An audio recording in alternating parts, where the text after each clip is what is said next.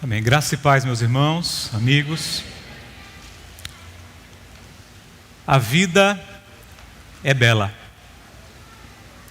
E a vida é bela porque o Senhor é o nosso refúgio todos os dias. Do dia 1º de janeiro de 2023 até hoje, 31 de dezembro, o Senhor se manteve o mesmo que Ele é, que Ele era e que Ele há de ser.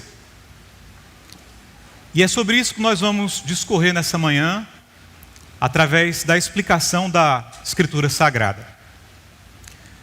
Nós queremos aqui hoje evidenciar que a graça de Deus é o verdadeiro refúgio do seu povo. Somente em Deus nós podemos lidar com a passagem do tempo, e nada melhor do que pensar em passagem do tempo hoje, 31 de dezembro. Com a graça de Deus, nós podemos lidar com os dias que passam voando e com a fragilidade da nossa existência humana. Nós somos mortais. A vida é bela.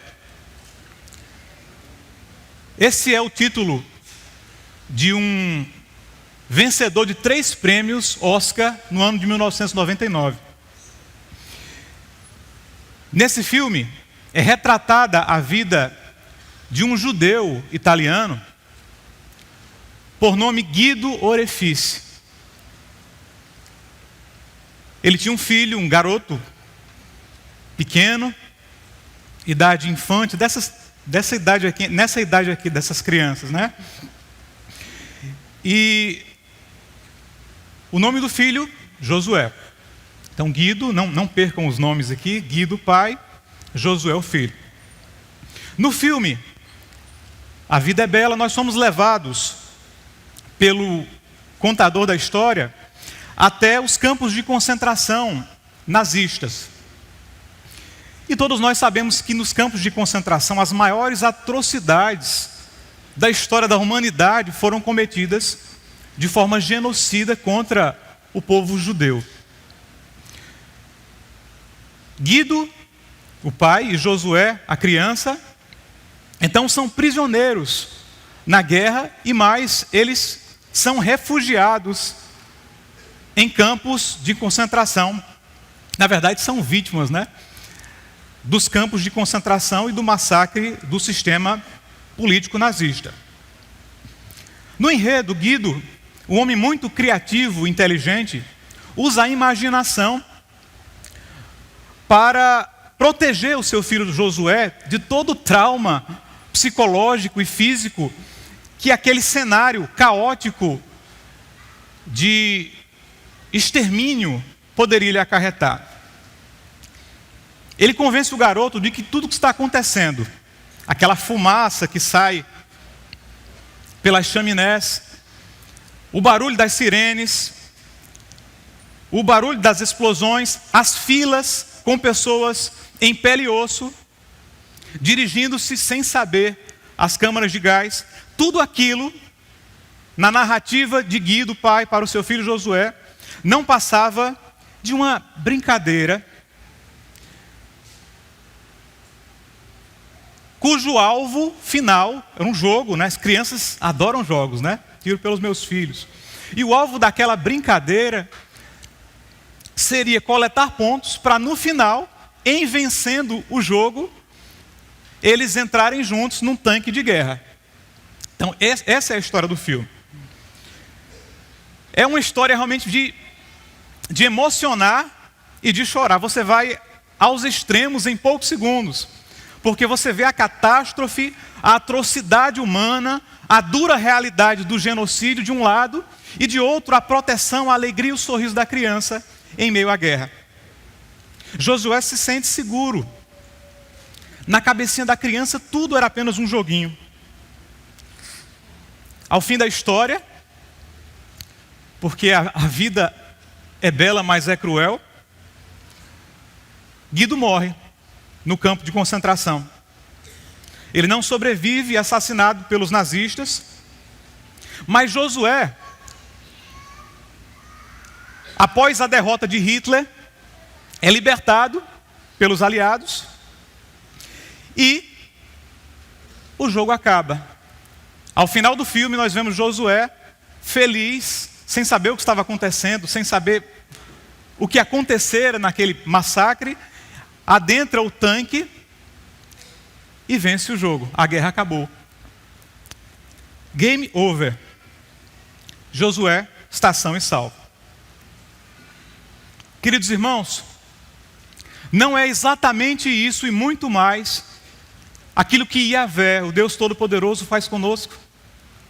Nós não estamos em uma guerra, em um mundo cruel, mas experimentando a beleza da vida através do refúgio das asas do nosso Redentor. Muito mais o Senhor não tem feito conosco, nos protegido das atrocidades e nos aninhado debaixo das suas asas. Ele nos cerca em volta. 1000 caem a um lado, 10.000 caem à direita, mas nós somos protegidos à sombra das asas do Todo-Poderoso. Deus permanece conosco. Ele é o nosso refúgio. A graça do Senhor é o nosso refúgio em todo o tempo. É do que trata o sermão de hoje. A graça de Deus é verdadeiro refúgio que nos ajuda em um meio caótico, em um mundo caótico, a enfrentar a nossa efemeridade, o nosso tempo breve e a nossa fragilidade, a nossa mortalidade. Eu convido você agora a lermos juntos a palavra do Senhor, Salmo 90, Salmo de Moisés, homem de Deus. Leremos aqui apenas alguns versículos, por enquanto. Salmo 90, a palavra do Senhor diz assim, verso 1. Senhor, Tu és o nosso refúgio sempre, de geração em geração. Verso 2. Antes de nascerem os montes e de criares a terra e o mundo, de eternidade a eternidade, Tu és Deus. Convido você agora a ler o verso 12, que diz assim: ensina-nos a contar os nossos dias, para que o nosso coração alcance sabedoria. Louvado seja Deus. Estamos aqui diante do salmo mais antigo da Escritura. Escrito por Moisés, homem de Deus. Aliás, pouquíssimas vezes a Escritura alcunha algum homem com essa designação, homem de Deus. Moisés é um desses homens de Deus na Escritura. E esse salmo já serviu de consolo, com certeza já embalou o sono de muitos dos nossos irmãos da igreja do Velho e do Novo Testamento e da igreja ao longo da história. Só para mencionar, Lutero, por exemplo, escreveu a sua canção da Reforma, muito conhecida por nós, Castelo Forte, inspirado exatamente nas palavras e na estrutura poética deste livro. Castelo Forte é o nosso Deus, espada e bom escudo. É preciso lembrar também que o organizador do saltério, dos salmos, se valeu deste Salmo 90, na estrutura de organização dos salmos.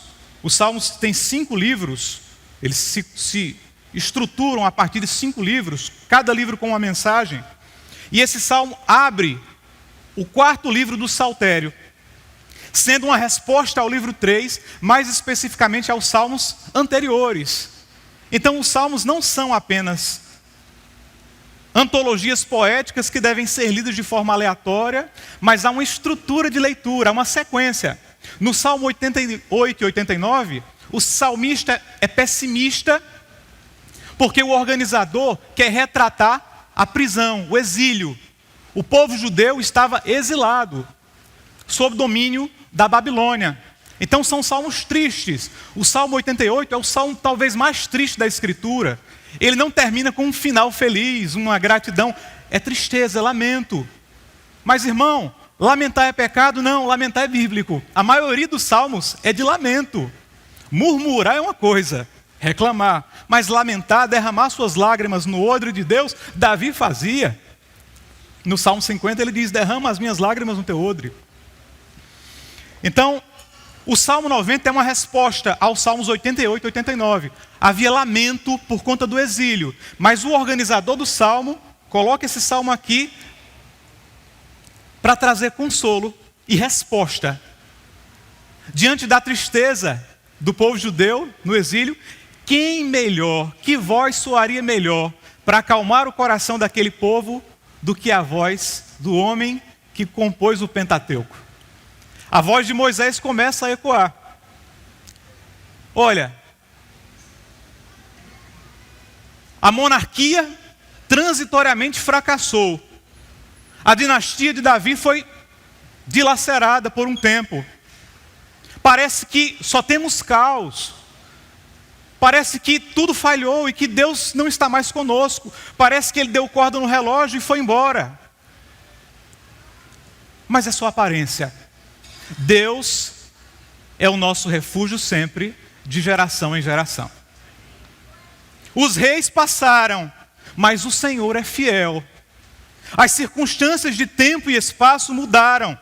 Vocês estão exilados agora, mas o Senhor é a pátria, é a fronteira de vocês. Ecoa então a palavra do homem de Deus: o Senhor tem sido nosso refúgio sempre, de geração em geração.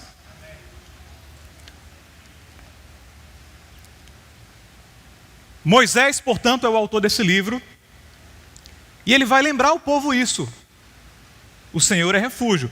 E se havia um homem que sabia lembrar acerca das coisas que haviam passado e quem era Yahvé, o Todo-Poderoso, esse era Moisés. Então ele lembra: olha, o Senhor é refúgio sempre.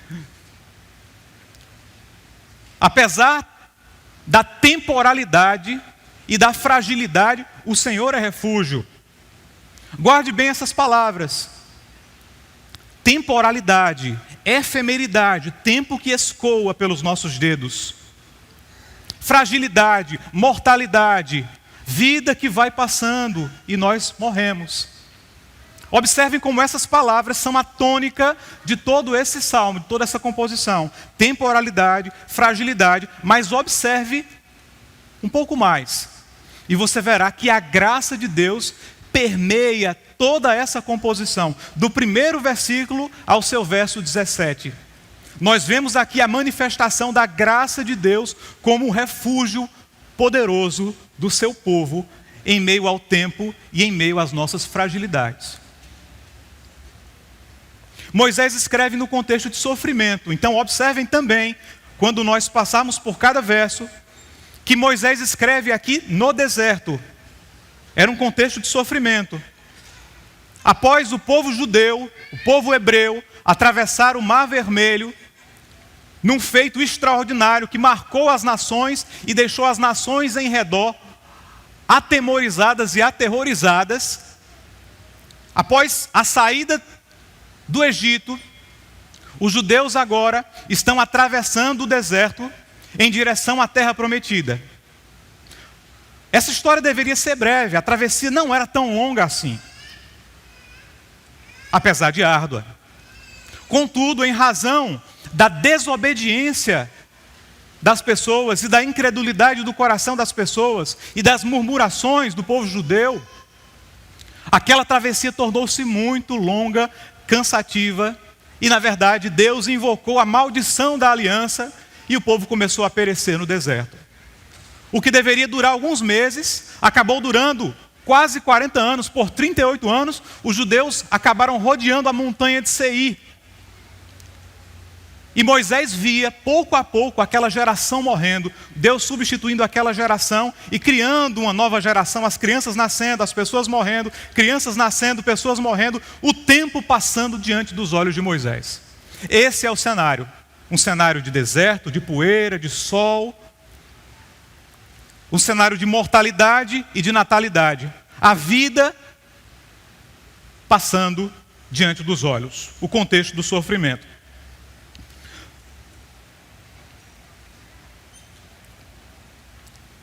E vamos aqui ao primeiro ponto. Por graça, o Deus eterno refugia pessoas temporais.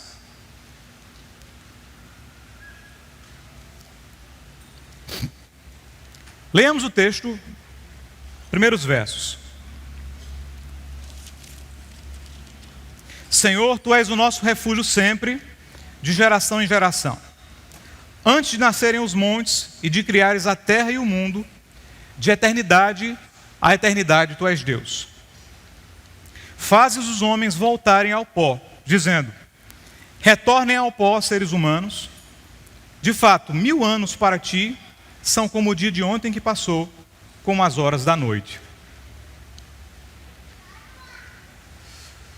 Moisés abre esse salmo invocando o que há de mais característico na forma da poesia hebraica: a imagem. É impossível ler uma poesia hebraica, um salmo, ou uma canção hebraica espalhada ao longo da Escritura, sem se deparar com imagens. Você lê um salmo, enquanto lê um salmo, sempre você vai sentir um perfume de flor, do lírio do campo. Sempre você vai ser levado pela mão de Deus a andar por pastos verdejantes, ou você vai se assustar um pouco com o vale da sombra da morte. É impossível ler um salmo e não sair com os cabelos molhados, com gotas de óleo, que saem da barba de Arão e descem por todo o seu corpo. A imagem é a grande característica da poesia hebraica. Nós entramos no cenário e nós sentimos o cheiro, as sensações. Os salmos mexem com os nossos sentidos. E aqui Moisés traz uma imagem muito forte para nós, nessa manhã. A imagem de um refúgio. Como as crianças falaram, talvez um castelo. E essa imagem do refúgio, um refúgio que dura no tempo, um refúgio que não passa, é utilizada para retratar a eternidade do Senhor. Yahvé, como Deus eterno, é esse atributo incomunicável do Senhor que é colocado em relevo aqui pelo homem de Deus. Senhor, Tu és o nosso refúgio. Tu duras para sempre, Tu és de eternidade a eternidade. Quem aqui já foi ao Forte de Santa Catarina, aqui em Cabedelo, consegue perceber a solidez da construção. São quase 500 anos de fortaleza, que já resistiu a ataques de inimigos da além-mar, franceses, espanhóis, e que permanecem de pé. A imagem que Moisés invoca, todavia, não tem par, não tem igual. Essa fortaleza não dura só 500 anos. Não sofre com abalos sísmicos ou com ataques militares. Não é ameaçada pela variação das intempéries do clima. Não. Esse refúgio é estável e seguro eternamente. Os montes podem se abalar. Tudo pode cair. Mas esse refúgio vai ficar de pé. Moisés quer nos transportar do caos, do extremo caos do deserto, a segurança salvadora de um refúgio. Senhor, Tu és o nosso refúgio de geração em geração. Agora pensem no cenário. As pessoas para quem Moisés está escrevendo, elas estão inseguras, estão no deserto. Elas estão apreensivas com os dias futuros. Olha, estão morrendo, o que vai acontecer conosco? Então Moisés inicia a canção com a palavra mais linda que pode existir na Escritura. Moisés começa: Senhor, podemos parar aqui. Adonai é a palavra que Moisés utiliza para invocar Deus. Adonai. Adonai é refúgio. Aqui o nome que Moisés utiliza de Deus indica senhorio. O nome Adonai tem o peso de um senhor, tal como um senhor diante dos seus servos. Portanto, Moisés está invocando o senhorio de Deus em meio ao sofrimento, em meio ao caos. Às vezes é fácil invocar o senhorio de Deus quando as coisas estão bem. É fácil invocar o senhorio de Deus depois que você atravessa o Mar Vermelho e vê os milagres acontecendo no Egito. E Moisés invocou também o nome do Senhor nessa circunstância de bonança. Está lá em Êxodo, o cântico de Moisés. Moisés cantou ao Senhor na bonança. Agora, reconhecer senhorio na dificuldade no deserto, essa é a grande provação. E Moisés está dizendo: Senhor, Senhor, Adonai, Tu és o nosso Adonai. Moisés vai dizer: Senhor, Tu és o nosso refúgio, a nossa habitação. No cenário exterior, de fato, Deus estava habitando com o seu povo. Havia um tabernáculo ali, em que Deus se fazia presente de forma gloriosa. O fogo de Deus desceu sobre o altar do holocausto, e eles viram a glória do Senhor. No Monte Sinai também, um projeto que antecedia o tabernáculo, eles viram a glória de Deus. No Êxodo, o Monte Sinai fumegando, a glória de Deus, poderosa, tremenda. Deus habitando com o seu povo, mas Moisés não está falando aqui apenas do tabernáculo. Ele não está fazendo apenas um elogio à presença tabernacular do Senhor. Até porque o tabernáculo, ele tinha menos de 40 anos de existência. Moisés está falando da habitação em geral de Deus com o seu povo. De Deus como um refúgio sempre que atravessa o tempo. De um Deus que é sempre fiel. Moisés está falando do Deus que acompanhou o seu povo por muitas gerações e que nunca abandonou o seu povo. O Deus de Abraão. O Deus que foi o refúgio de Isaac e que deu descendência a Jacó. O Deus que antes disso foi gracioso com Adão ao não consumi-lo. O Deus de Abel, o Deus de Enos, o Deus de Sete, o Deus de Enoque, de Noé, de Éber. Todos esses homens foram refugiados no esconderijo do Altíssimo. Mas todos esses homens sofreram. Que o diga Abel. O que tem em comum esses homens? Todos sofreram. Mas todos foram abrigados no refúgio do Senhor. Todos passaram por provações, mas todos viram que o Senhor é refúgio. Por que Deus os abrigou? Dentre tantos homens, na civilização pré e pós-diluviana, por que Deus escolheu esses homens? Eram melhores que os demais moradores da terra? Por acaso eles tinham uma ética, um senso de moralidade superior aos demais homens? Será que é isso? Será que é porque eles alcançaram uma ética superior aos babilônios, aos cananeus e aos egípcios? Será que o Deus que fez os céus e a terra, o Todo-Poderoso, teria se impressionado com o senso de ética e moralidade desses homens? Não, irmãos.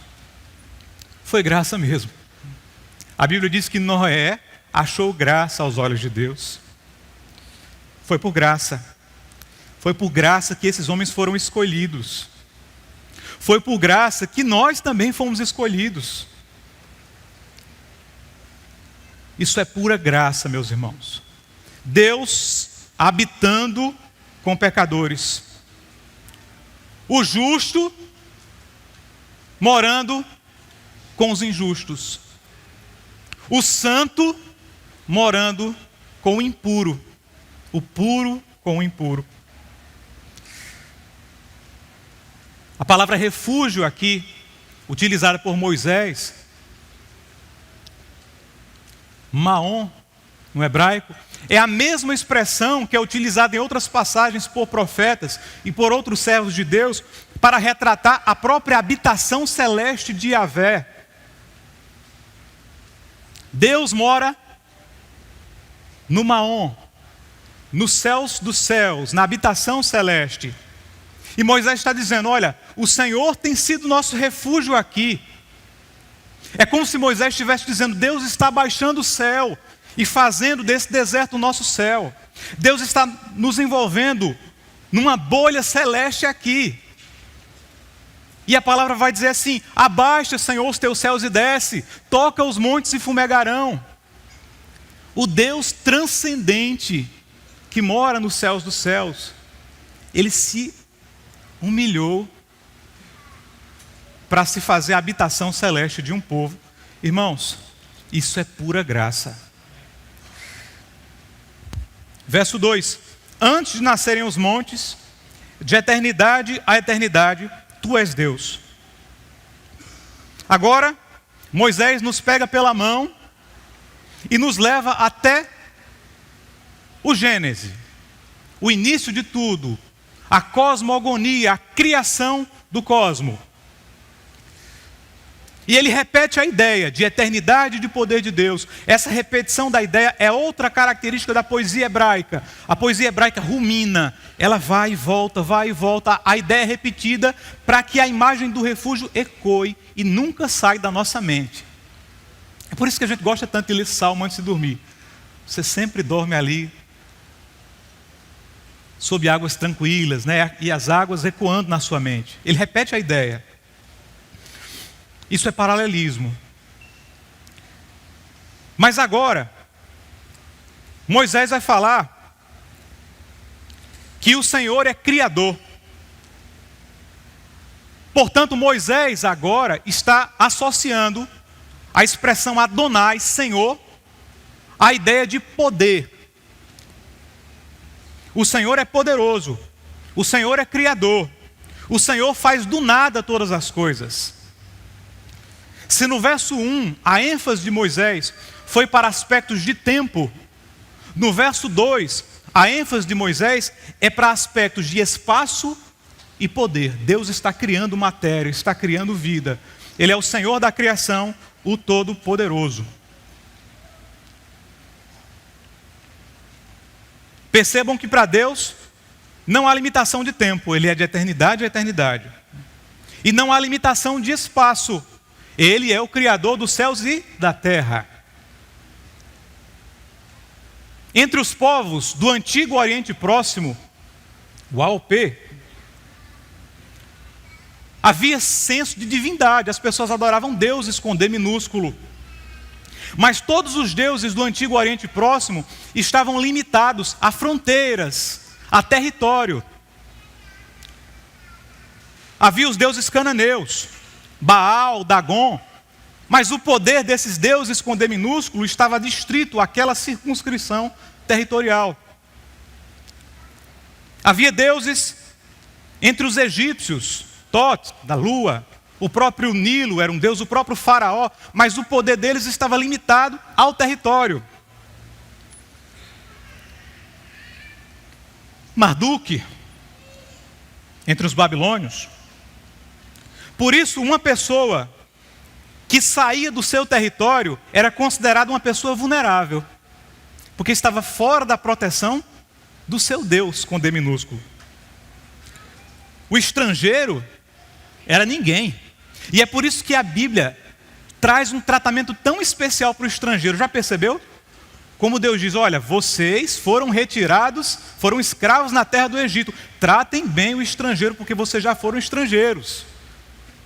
Mas os estrangeiros não eram bem tratados nesse tempo, porque não tinham proteção dos deuses. Um povo nômade no deserto, o que se dirá? Eles não tinham fronteiras, não tinham governo, não eram em tese uma nação, estavam desprotegidos no deserto. Agora percebam a força da declaração de Moisés: Senhor, tu formaste os montes, tu és o Criador dos céus e da terra. O Senhor não tem fronteira, o Senhor é dono de tudo. O Senhor é dono do Egito, o Senhor é dono da Babilônia, o Senhor é dono do deserto, tudo é dele. Ele é o Deus de toda a terra, não tem limitação de espaço. Nessa perspectiva agora, o povo judeu se sentia tranquilo. Eles não eram um povo sem pátria, eles não eram um povo sem território, eles eram refugiados em Deus. Meus irmãos, nós somos refugiados em Deus. O povo judeu era refugiado em Deus. Suas fronteiras eram o próprio Deus cercando. Tu me cercas em volta, e sobre mim tu pões a tua mão. O seu governo era o cetro do próprio Yahvé com eles no tabernáculo. Eles eram o próprio povo de Deus. Vós sois sacerdócio real e nação santa. Moisés então inicia um contraste entre a duração da vida humana e a eternidade de Deus. Ele começa a falar agora sobre a passagem dos nossos dias. A duração da vida humana breve e Deus, o Deus eterno. O nosso país tem cerca de pouco mais de 500 anos, né? Quanta coisa aconteceu no nosso país desde a vinda dos portugueses. Digo 500 anos a partir da colonização, né? Quantas coisas aconteceram? Portugueses já passaram por aqui, plantaram cana. Os ingleses vieram, levaram ouro. Depois, Deodoro da Fonseca proclamou a República. Ulisses Guimarães falou que a nossa Constituição atual é a Constituição Cidadã. Irmãos, livros e livros de história para nós. Pois para Deus é só meia-noite de um sono. É só meia vigília da noite. É como se fosse 1h30 para Deus. Não é nada. É a eternidade de Deus. Os irmãos já pararam para pensar, pastor Renan já, como esse ano correu rápido, como passou. Ontem foi janeiro, a gente já está aqui em dezembro, fechando o ano. Tudo passa muito rápido. Queridos irmãos, se é assim, se Deus é o refúgio do seu povo, se nós estamos refugiados na graça, nós podemos ter descanso em Deus. É certo que nós estamos sempre cercados por aflições, sempre estamos no meio de um deserto de angústia. Somos povo de Deus, é verdade, somos crentes, é verdade, mas nós sofremos, e sofremos muito, inclusive porque somos crentes. Estamos sempre passando por dificuldades, nem sempre acordamos bem, nem sempre dormimos bem, nem sempre as contas estão em dia, ou as finanças estão como deveriam, ou nem sempre a nossa saúde é como nós gostaríamos que fosse, nem sempre os nossos filhos estão onde nós gostaríamos que eles estivessem, nem sempre as coisas estão bem.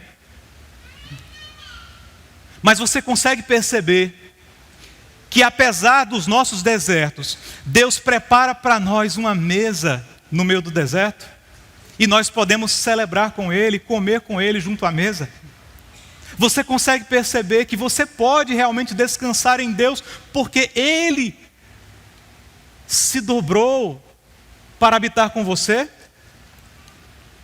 Se você ainda não consegue, meu irmão, minha irmã, leia, releia e leia mais uma vez esse salmo, até que as palavras de Moisés ultrapassem a barreira do seu intelecto e elas tomem por completo o seu coração, e você possa experimentar a sensação do deleite da habitação de Deus, porque o céu está entre nós.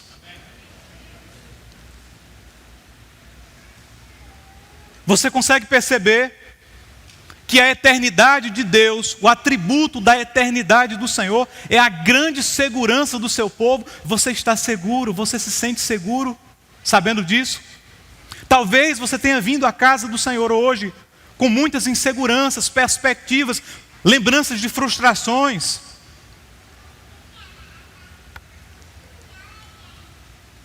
Mas você consegue entender que Deus é estável e Ele permanece o mesmo sempre, apesar das mudanças de cenário. Queridos irmãos, quantos cenários já atravessaram a história da igreja? Uma hora nós estávamos entre os apóstolos, outra hora sofrendo em arenas, outra hora com os leões, outra hora às portas de Wittenberg, outra hora... Mas o Senhor sempre foi o refúgio do seu povo. E também é assim conosco. Uma hora nós estamos empregados, outra desempregados. Uma hora você pode estar casado, outra hora viúvo. Uma hora você pode ter filhos, outra hora o ninho pode estar vazio. Mas o Senhor é o mesmo sempre, sempre, eternamente. Você consegue descansar nisso? Você consegue ter segurança nesse Deus que não muda. Tudo pode mudar e Deus é o mesmo. É o Senhor do tempo e da história. É o Alfa e o Ômega, o princípio e o fim. O Pai da eternidade também é o príncipe da paz.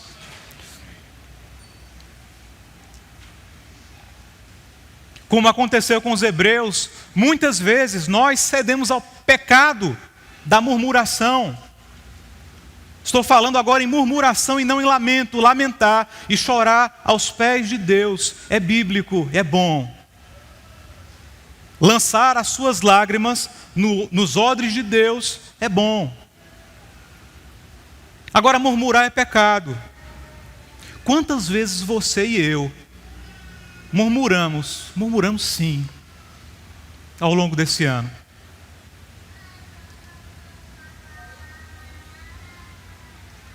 Você consegue perceber agora que nós não temos razões reais para murmurar? Que nós já recebemos muito mais do que nós mereceríamos receber? Irmãos, Deus habita conosco. Essa é a maior liberalidade, o maior presente que nós podemos ter. Emmanuel, é Deus conosco. Está presente sempre. Comigo. Com você. Percebe o paradoxo? Percebe como é contraditório e louco? Como Deus Santo pode habitar comigo? Eu sei quem eu sou, eu sei que eu não mereço esse Deus, mas Ele habita comigo graciosamente. Do que eu posso mais reclamar, irmãos?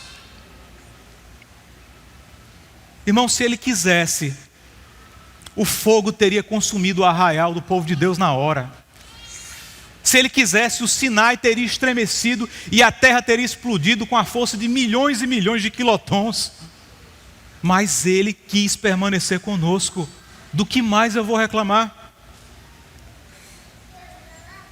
Irmãos, nós temos uma casa no deserto. Moisés, mas onde está o teto? Onde estão as paredes? São cabanas? Não, nós temos um refúgio permanente. O Senhor é o nosso descanso todos os dias, todas as manhãs. E todas as manhãs em que você acordar, lembre-se, as misericórdias do Senhor se renovam sobre nós. Os irmãos já viram um campo de refugiados na televisão, na internet? Aqueles arames, aquela situação deplorável, aquele lugar de tristeza, pessoas desamparadas, sem teto, sem governo.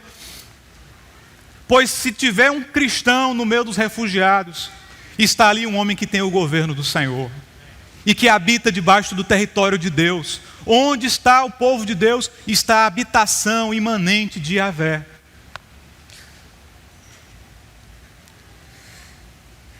Queridos irmãos, até aqui o Senhor nos revelou a sua graça pela Escritura nesses 4 primeiros versos. Agora nós vamos a um novo ponto em que Deus vai manifestar, através dos próximos versos, a sua ira santa. Nós nunca entenderemos, de fato, a real dimensão da graça de Deus, sem que antes compreendamos a dimensão e a potencialidade da sua ira. E é por isso que Moisés vai escrever, verso 5,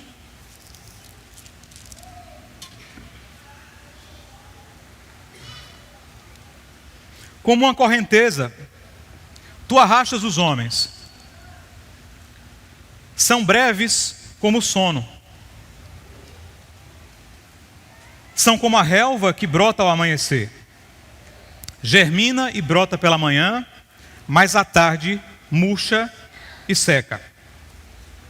Somos consumidos pela tua ira e aterrorizados pelo teu furor. Conheces as nossas iniquidades, não escapam os nossos pecados secretos à luz da tua face. Todos os nossos dias passam debaixo do teu furor, vão-se como um murmúrio. Os anos de nossa vida chegam a 70 ou 80 para os que têm mais vigor. Entretanto, são anos difíceis e cheios de sofrimento, pois a vida passa depressa e nós voamos. Quem conhece o poder da tua ira, pois o teu furor é tão grande como o temor que te é devido. Moisés prossegue agora em descrever a brevidade da vida humana. A vida é breve como sono. Sono. Passamos como uma correnteza, mais uma imagem que Moisés traz, correnteza. Já viram a velocidade com que os rios correm? Pela televisão ou em loco, alguém já viu aqui como é rápida a água que corre à beira das cataratas do Iguaçu? Nós somos arrastados pelo tempo até as cataratas da morte.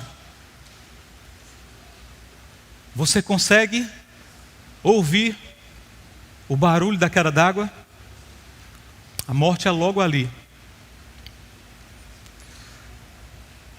Se um dia para o Senhor é como 1000 anos, Moisés descreve que o nosso dia é breve como a erva do mato. Sabe aquela erva que brota cedo com o orvalho, bem verde, daquele verdinho que enche os olhos, especialmente aqui no nosso sertão paraibano? Pois é, de manhã ela está verde, jovem, viçosa, mas logo depois ela já murcha e seca. E logo vira adubo para outras plantas. Não somos assim? O nosso corpo vai dando sinais do envelhecimento. Aparecem daqui a pouco os primeiros cabelos brancos, daqui a pouco as rugas, as manchas, a olheira. A nossa pele vai murchando, ressecando. A verdade é que nós estamos murchando como a erva do campo. Pessimista demais para o dia 31? Moisés não está sendo pessimista, irmãos.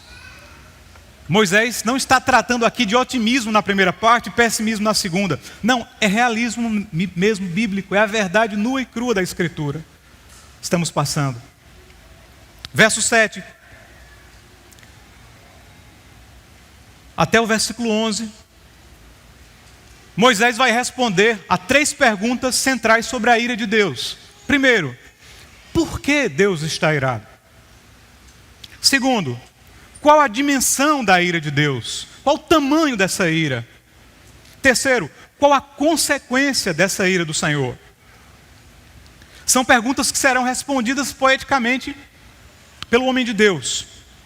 No verso 8, ele trará a resposta à primeira pergunta. Por que Deus está irado?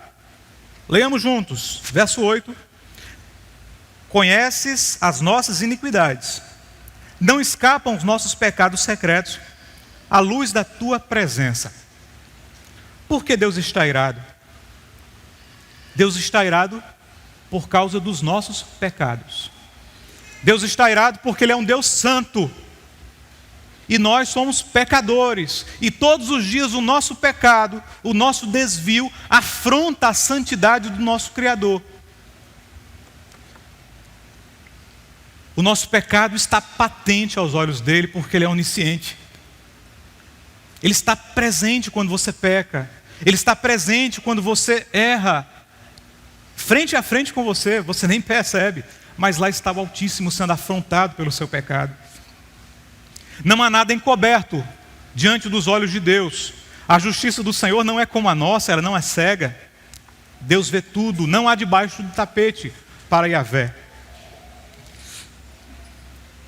E não, diferentemente do que pensam muitos filósofos que influenciam a nossa filosofia, psicologia, nós não somos bons. Às vezes você pensa que é bom, você ouviu isso muito, né? Você é bom, não é assim à luz da palavra, nós não somos bons, essa é a verdade. Diferentemente do que pregaram os iluministas, Locke, Rousseau, o homem não é bom. A nossa vocação não é para liberdade, igualdade e fraternidade, como diz o lema francês da Revolução. Não, a nossa vocação real é para a opressão, injustiça e dominação do próximo, ou não. Olhe os livros de história e tudo ficará mais claro. Nós tentamos mudar, fazemos reformas e reformas e reformas, revoluções e revoluções, mudamos o cenário político, social, cultural, mas continua ali Caim matando Abel. Continua ali a violência nos dias de Noé, a promiscuidade sexual, e nós chamamos tudo isso de revolução. Não é assim o ser humano, o cenário não é o mesmo na realidade. Nós não somos bons e Deus está irado. Somos pecadores nas mãos de um Deus irado. Tem misericórdia, Senhor, de nós. E qual a dimensão da ira de Deus? Verso 11 vai responder: quem conhece o poder da tua ira? Pois o teu furor é tão grande como o temor que te é devido. Queridos irmãos, qual o tamanho do amor de Deus? Infinito. Qual o tamanho do tempo de Deus? Ele não tem tempo, ele está fora da existência humana, ele é de eternidade a eternidade. Qual o tamanho da ira de Deus? Se os atributos de Deus, eles são sempre potencializados a infinito, a ira dele também é santa, eterna e infinita. Por isso que Moisés vai dizer: Senhor, quem conhece o poder da tua ira? Ela é infinita. Parece que para abrandar a mensagem do Evangelho, nós somos tentados muitas vezes, nós crentes, a superestimar outros atributos de Deus e a esquecer o tamanho da ira de Deus. Mas o texto não deixa dúvida sobre o tamanho da ira de Deus. E mais, o texto diz que nós deveríamos temer, reverenciar a Deus, do tamanho da ira dele. Nós realmente o reverenciamos assim?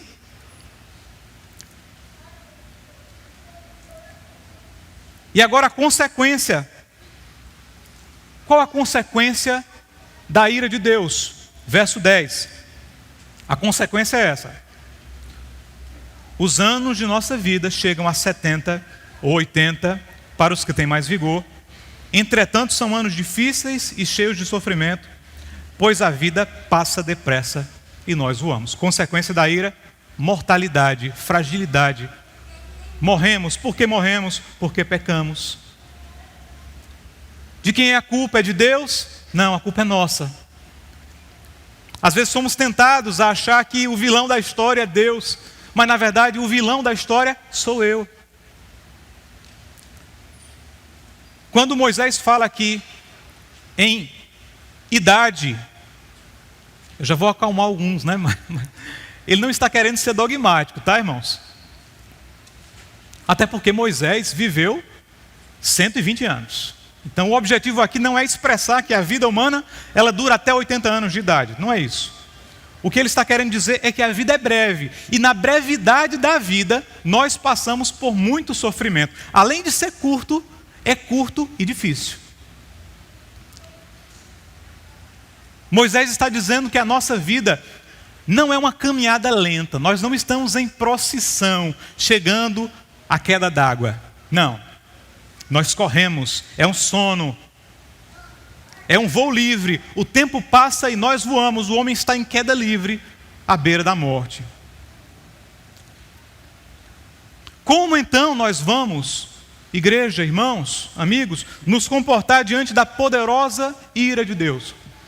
O que um Deus irado espera de pecadores como nós? Primeiro, se a ira de Deus é uma ira santa e infinita, nada do que eu faça, e aqui está o paradoxo, nada do que eu faça ou deixe de fazer é capaz de aplacar a ira de Deus. Como assim, meu irmão? Nada do que eu faça ou deixe de fazer é capaz de aplacar a ira de Deus. Eu poderia sacrificar 1000 ovelhas como um judeu. Eu poderia ser caridoso e fazer boas obras, entregar todos os meus bens aos pobres. Ou poderia me autoflagelar ou viver isolado no mosteiro para tentar não pecar mais. Seria impossível.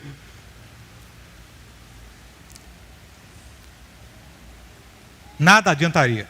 Um Deus santo, cuja ira é infinita, demanda um sacrifício, um pagamento de dívida pelos nossos pecados, infinitamente poderoso, que possa nos salvar.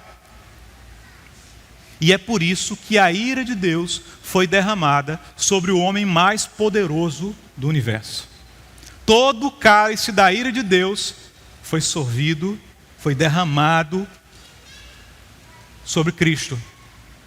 Cristo sofreu o castigo, e esse castigo nos trouxe a paz. A paz da reconciliação com Deus. Não estou falando apenas em paz terapêutica, em paz do divã, em paz psicológica. Estou falando na paz de não ter mais o peso da ira de Deus sobre mim. Irmãos, Deus não está mais irado conosco por causa de Cristo. Então, o que Deus espera de você? O que um Deus santo espera de pecadores? Ele espera apenas que nós nos entreguemos a Cristo. Você já se rendeu a Ele de todo o seu coração? Você já o abraçou? Você já baixou as suas armas e já se dobrou diante do Todo-Poderoso Salvador? Você pode aproveitar tudo o que Ele fez por você. Você pode aproveitar a reconciliação. Você pode aproveitar que você pode chamar Deus, o Adonai, você pode chamá-lo também de Abba, o meu Pai. E como está o seu relacionamento com Ele?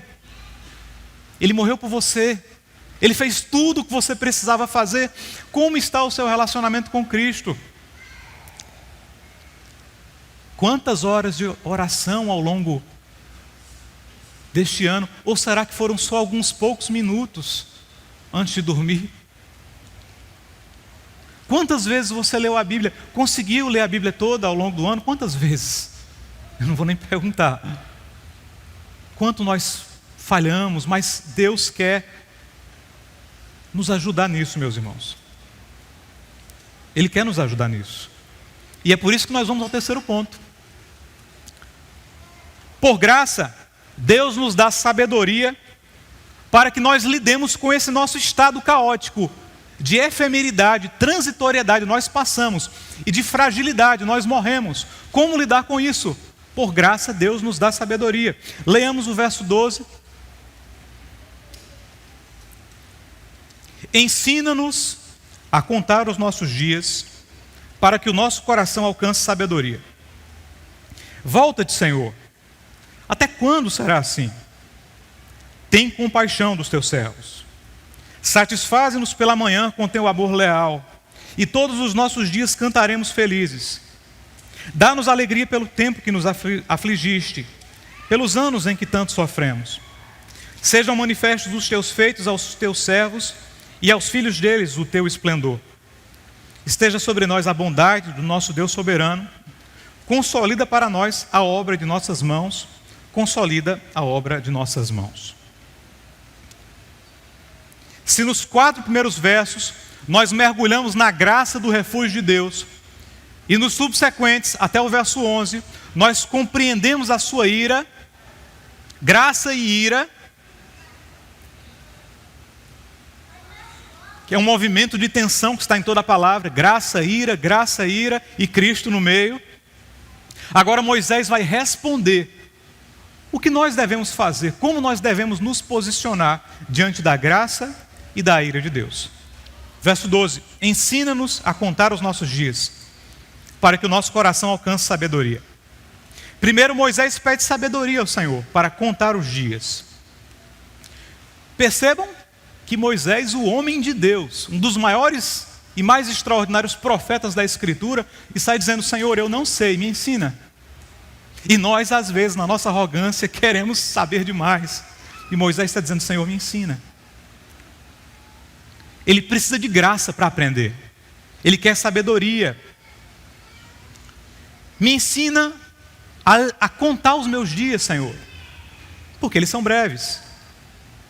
Aqui o original é mais bem interpretado, não no sentido de contar matemático, como se nós pegássemos um lápis e fizéssemos um tracinho na parede,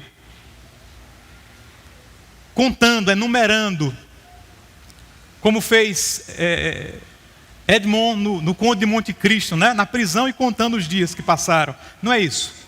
Aqui a ideia é lidar.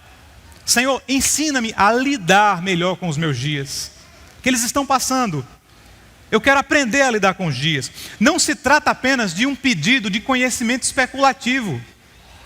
Moisés não está dizendo, Senhor, me dá conhecimento filosófico para entender sobre o tempo. Eu quero ser um estoico. Estoicismo nem existia na época, estou sendo anacrônico aqui, né? Mas eu quero filosofar. Não. Não era conhecimento mental especulativo. Sabedoria na Bíblia, ela não está relacionada apenas a conhecimento intelectual. Sabedoria na Bíblia significa vivência prática no temor do Senhor. Por isso que o temor do Senhor é o quê? O princípio da sabedoria. Provérbios 3, Provérbios 9. O temor do Senhor é o princípio da sabedoria. Sabedoria na Bíblia não tem a ver apenas com prateleira de livro, com biblioteca. Sabedoria na Bíblia tem mais a ver com filhos, com esposa, com pais, com a administração do meu tempo. Isso é sabedoria. Sabedoria é a ciência da vida prática com alegria e no temor de Yahvé. E sabedoria não tem a ver só com mente. Moisés vai dizer, Senhor, dá-me sabedoria para que eu alcance um coração, centro de controle da alma. Eu quero que o centro de controle da minha existência seja tomado pela Tua palavra, Senhor, pelo Teu conhecimento. Me ajuda a lidar melhor com a vida, com os meus dias. Vamos agora à resposta de Moisés à ira.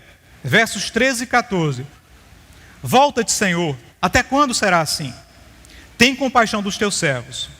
Satisfaze-nos pela manhã com teu amor leal, e todos os nossos dias cantaremos felizes. Moisés, diante da ira, implora por perdão. Senhor, tem misericórdia de mim. Ele sabe que o que merece é a morte, mas aqui ele age mais uma vez como o intercessor de Israel. Ele pede graça e misericórdia. Verso 15. Dá-nos alegria pelo tempo que nos afligiste, pelos anos em que tanto sofremos. Sejam manifestos os teus feitos aos teus servos e aos filhos deles o teu esplendor.